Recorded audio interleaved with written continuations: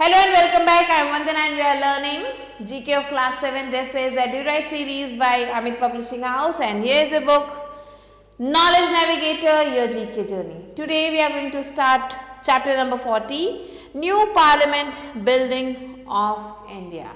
So India का जो नया पार्लियामेंट बिल्डिंग है उसके बारे में अब हम पढ़ेंगे.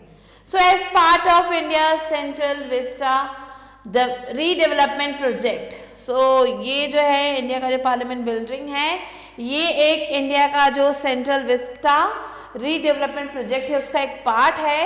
A new parliament building was constructed in new Delhi. एक नया पार्लियामेंट बिल्डिंग बनाया गया था नई दिल्ली में. It was inaugurated on 28 May 2023 by prime minister Narendra Modi. इसे जो है 2023 में इनॉग्रेट किया गया था प्राइम मिनिस्टर नरेंद्र मोदी के द्वारा. So as you can see the shape, इसका जो शेप है वो ट्रायंगुलर है.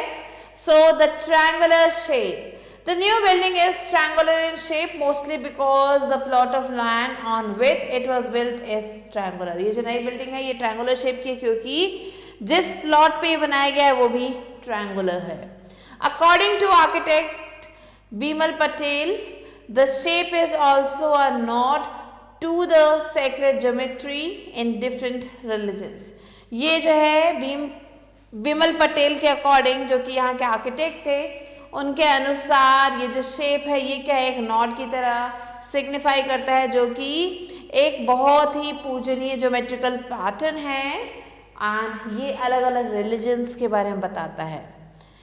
Its design and materials are meant to complement the old parliament. इसका जो डिज़ाइन है, इसके जो भी मटेरियल यहाँ पे यूज़ किया गया वो सारे जो ओल्ड जो हमारा पार्लियामेंट था उसको कॉम्प्लीमेंट करता है. With both buildings expected to function as a single complex, जिसमें जो है दोनों ही बिल्डिंग्स को एक सिंगल कॉम्प्लेक्स के रूप में फंक्शन करने को कहा गया है. नेक्स्ट है built up area. So the new parliament building has 3 stories. ये जो नया पार्लियामेंट बिल्डिंग है यहाँ पे आपको 3 फ्लोर मिलेंगे, 3 स्टोरीज मिलेंगे and a built up area of 64,500 square metre. और जो built up area है वो 64,500 स्क्वायर मीटर का है. The लोक सभा चैम्बर will have 888 seats. जो लोक सभा चैम्बर है यहाँ पे आपको 888 सीट्स हैं up from the existing 543. So पहले 543 था, so अब इसे जो है 888 कर दिया गया है. With the provision to expand seating to 1272, जिसमें जो है ये ऐसा कहा गया है कि इसे और ज़्यादा एक्सपैंड कर दिया जाएगा और अब इसमें जो है 1272 लोग बैठ पाएंगे. The लोक सभा will be used for joint sitting of both houses in the absence of a central hall which was the fulcrum of the old building.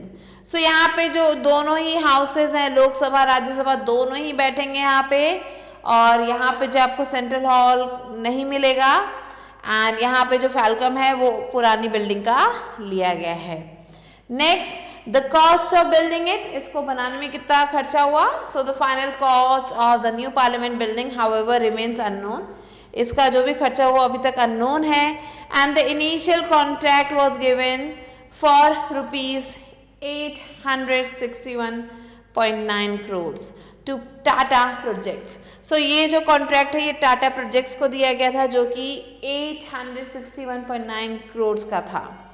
But by the time the project started, the cost rose to ₹971 crore. लेकिन जब ये project start हुआ तब तक जो है cost जो है बढ़ के 971 करोड़ तक पहुंच चुकी थी. Since then, government officials have stated that the cost has increased to up to 1200 crores. और जो आप गवर्नमेंट ऑफिशियल्स हैं वो कहते हैं कि इसकी कीमत जो है 900 करोड़ से बढ़ के अब 1200 करोड़ तक पहुंच चुकी है. This includes ₹200 crore for the artwork. यहाँ पे 200 करोड़ जो है आर्टवर्क में लगा. Occurred by the culture ministry and the government is yet to announce the final completion cost. और गवर्नमेंट ने अभी तक इसका जो भी फाइनल completion cost है उसे अनाउंस नहीं किया है, ये भी अब अनाउंस होना बाकी है. So this was all for today. Hope you liked it. I'll be meeting you soon with a new video and a new chapter. Till then, stay tuned and thanks for watching.